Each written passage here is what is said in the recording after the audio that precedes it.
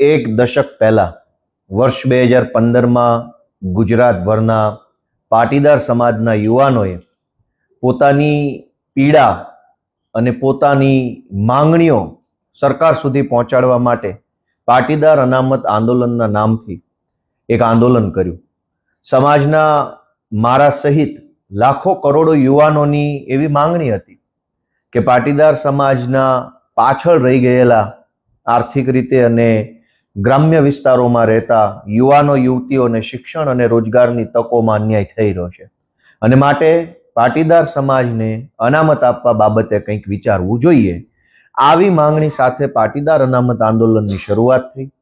હજારો યુવાનો સ્વયંભૂ આ આંદોલનમાં જોડાયા અને શાંતિપૂર્ણ રીતે મહિનાઓ સુધી રેલીઓ, સભા, સરઘસ આ બધું નીકળ્યું.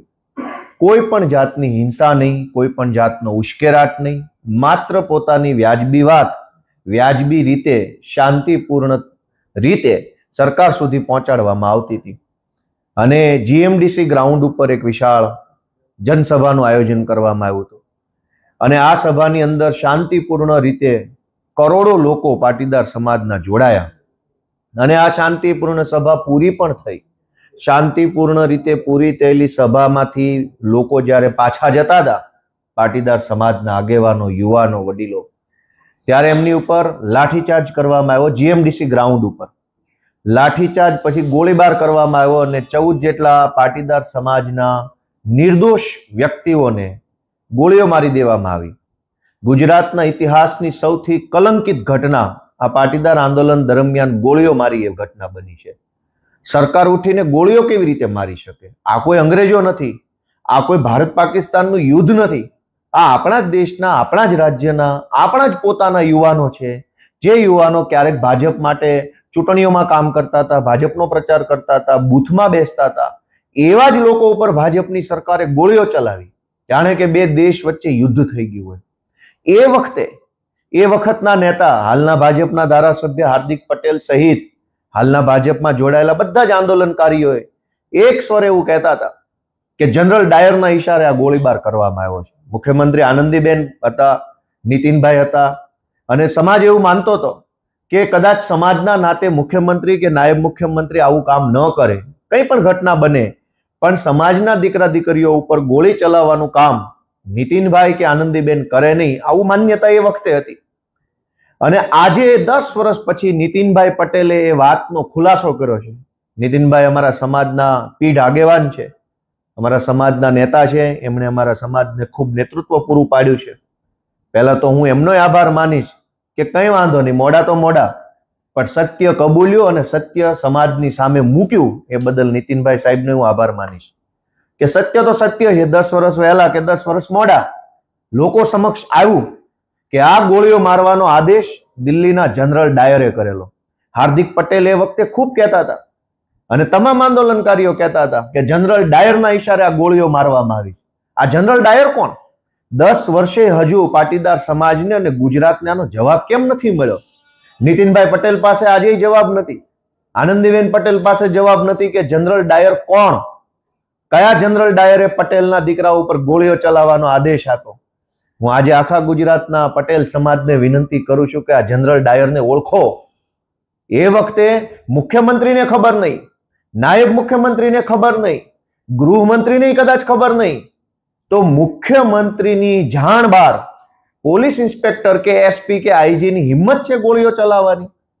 તો એનો અર્થ એમ થયો કે પટેલ સમાજના મતના આધારે બનેલી ભાજપની સરકારમાં રહેલા એક જનરલ ડાયરે પટેલો ઉપર ગોળીઓ ચલાવવાનો આદેશ આપ્યો. આ જનરલ ડાયરને સજા કોણ આપશે? આ જનરલ ડાયરને કોણ પકડશે? આ સવાલ આજે પટેલોના મનમાં છે, એક પીડા છે. મારા જેવા અનેક યુવાનો આજે જે ભાજપ સામે લડે છે એના મનમાં એક ઊંડી આઘાતની લાગણી છે. અમને હજુ દુઃખ થાય છે કે ક્યારે ન્યાય મળશે, ક્યારે જનરલ ડાયરને અમે તે સજા કરાવીશું. આજે અનેક યુવાનો એ પોતે એક મનની અંદર એક આક્રોશ લઈને ફરે છે અને જો સમાજની માંગણી વ્યાજબી હતી, સમાજનો મુદ્દો વ્યાજબી હતો, તો સરકારે એ વાત માનવી તો પડી જ. પણ પાટીદાર અનામત આંદોલનનો હાથો બનાવી, ઉપયોગ કરી એની અંદર ષડયંત્રો કરી કોઈ જનરલ ડાયરે એ વખતની સરકાર ઉથલાવવાનું કામ કર્યું હોય એવું મારું માનવું છે.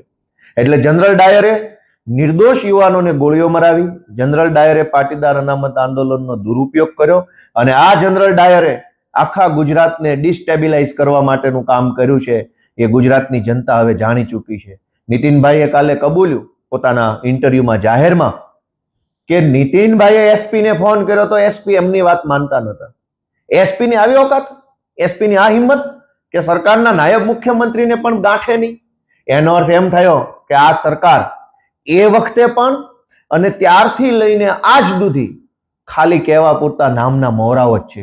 જો નાયબ મુખ્યમંત્રી મુખ્યમંત્રીઓને ખબર ના હોય ને ગોળીઓ છૂટતી હોય, જાણે કે યુદ્ધ થઈ ગયું હોય એમ તોપું ને ટેન્કુ ફૂટતી હોય, તો મુખ્યમંત્રી નાયબ મુખ્યમંત્રી શું કામના? અને હું માનું છું કે 2015માં જ નહીં, આજે ગુજરાતની પરિસ્થિતિ એ છે કે સરકારમાં બેઠેલા માણસો તો ખાલી નામના છે, અસલી સરકાર તો જનરલ ડાયર ચલાવે. આ જનરલ ડાયર આજે પણ ગુજરાતની સરકારમાં હસ્તક્ષેપ કરે છે. ગુજરાતના ટ્રાન્સફર, પોસ્ટિંગ, મોટા મોટા નિર્ણયો, પ્રોજેક્ટની વાતો, બધી બાબતોની અંદર જનરલ ડાયર ઇન્ટરફિયર કરે છે. એટલે આ જનરલ ડાયરને ગુજરાતની સૌ જનતા ઓળખે, પાટીદાર સમાજ ઓળખે અને પાટીદાર અનામત આંદોલન સમિતિ સાથે જોડાયેલા સૌ યુવાનો આ જનરલ ડાયરને ઓળખે એવી હું તો વિનંતી કરું છું. આજે પણ અમારા બધાના મનમાંથી જે યુવાનો પાટીદાર અનામત આંદોલન સાથે જોડાયા હતા એ યુવાનોના મનમાંથી આજે પણ એ વાતનું દુઃખ ઓછું નથી થયું. હું તો ત્યાં સુધી માનું છું કે ભાજપમાં જોડાયેલા લોકોના મનમાં પણ કદાચ જનરલ ડાયરને એક વખત સજા કરાવવાનો સહેજ અંદર મનમાં ખ્યાલ હોઈ શકે. અંતે તો બધા સમાજના માણસો છે, સમાજ માટે લડ્યા છે, કામ કર્યું છે. કોઈ મજબૂરીમાં, કોઈ સંજોગોમાં જનરલ ડાયરના ચરણે થવું પડ્યું, પણ આ જનરલ ડાયર ખૂની, હિંસક માણસ, ગોળીઓ કરાવનારા માણસને સજા અપાવવા માટે અમે બધા હજુ બેઠા છીએ. અમને પૂરો વિશ્વાસ છે કે ઈશ્વર અમને શક્તિ આપશે, અમારો સમાજ અમને એક વખત સાથ આપશે અને જેણે ગોળીઓ મારી છે એ જનરલ ડાયરને જીવતે જીવ એક વખત અમે સજા અપાવવાનું કામ કરશું. જનરલ ડાયરને આખું ગુજરાત ઓળખે છે. હાર્દિક પટેલે પોતે જ પોતાના શબ્દોથી કીધેલું છે ભાજપના ધારાસભ્ય જનરલ ડાયર કોણ છે. હાર્દિક પટેલ જ્યારે ભાજપમાં નહોતા ત્યારે એને સ્પષ્ટ નામ જોગ કીધું છે કે જનરલ ડાયર કોણ છે. એ પોતે ઓળખે છે. આજે એ જનરલ ડાયરની સાથે છે એ વાત અલગ છે, પણ જનરલ ડાયર જેને ગોળીઓ મરાવી છે એને આખું ગુજરાત ઓળખે છે. અમે એને હાર્દિક ક્યાં અલગ હતા આંદોલનમાં? વાત તો ત્યારની છે. જનરલ ડાયર આજે છે અહીંયા ગુજરાતમાં જ છે. સારા માણસોના નામ લેવાના હોય, જનરલ ડાયરોના નામ ના લેવાના હોય. જે દિવસે અમારી સરકાર બની ત્યારે ખુલ્લેઆમ સજા કરશો ત્યારે તમે જોશો કે આ જનરલ ડાયર હતો. કોઈ સત્તામાં એવડી મોટી તાકાત નથી કે લોકોને અન્યાય કરી શકે. ક્ષણિક ઘડીક થોડોક સમય માટે આજ એનો સમય છે, એને ગોળીઓ મારી. કાલ અમારી સરકાર આવશે, જનરલ ડાયરને બતાવશું કે સત્તામાં તાકાત નથી, તાકાત જનતામાં છે. જનતા અમને આશીર્વાદ આપશે, અમારો સમાજ, અમારો પટેલ સમાજ અમને આશીર્વાદ આપે, તે દિવસે જનરલ ડાયરને અમે સીધો કરશું. માઇન્ડલી તમે ઓબ્ઝર્વ કરો તો એ પાટીદાર સમાજને એક રીતે ઉશ્કેરવાનો પ્રયત્ન 10 વર્ષ પછી ફરી એક વખત કરવામાં આવી રહ્યો હોય એવું માઇન્ડલી ઓબ્ઝર્વેશન લાગે છે. એના પછી તમારું આ પ્રકારનું નિવેદન છે, એટલે તમે અને નીતિનભાઈ બંને એક સાથે ઉશ્કેરવાનો પ્રયત્ન કરો છો સમાજને કે શું? સમાજ ભણેલ ગણેલ છે, સમાજ બુદ્ધિશાળી છે, સમાજ ચિંતન મનન કરતો સમાજ છે. એટલે કઈ હું કહું ને ઉશ્કેરાઈ જાય એવો સમાજ નથી. ગુજરાતનું નેતૃત્વ કરનારો પીઠ મોભી સમાજ અમારો સમાજ છે. હું કઈ બે શબ્દો બોલું ને આખો સમાજ ઉશ્કેરાઈ જાય એનો અર્થ એ છે કે સમાજની વિચારવાની ક્ષમતા ઉપર પ્રશ્ન ઉભો કરો છો. સમાજ ખૂબ સંયમી છે. સમાજે ગુજરાત આખાનું વર્ષોથી નેતૃત્વ કર્યું છે. ગુજરાતને ઘડવાનું, ગુજરાતને આગળ લઈ જવાનું, ગુજરાતની એક એક વ્યવસ્થાના પાયામાં પટેલ સમાજનું યોગદાન છે. આવો પીઠ મોભી અને સંયમી સમાજ મારા 4 શબ્દોથી કે નીતિનભાઈના 4 શબ્દોથી ઉશ્કેરાઈ જાય એવું કઈ બને નહીં. વાત એમ છે કે સત્ય બહાર આવ્યું છે.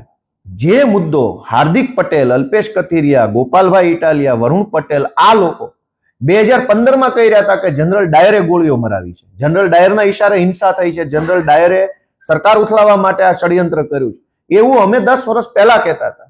જે વાત 10 વર્ષ પહેલા અમે કીધી એ વાત 10 વર્ષ પછી ઈ વખતના નાયબ મુખ્યમંત્રી નીતિનભાઈએ કીધી છે.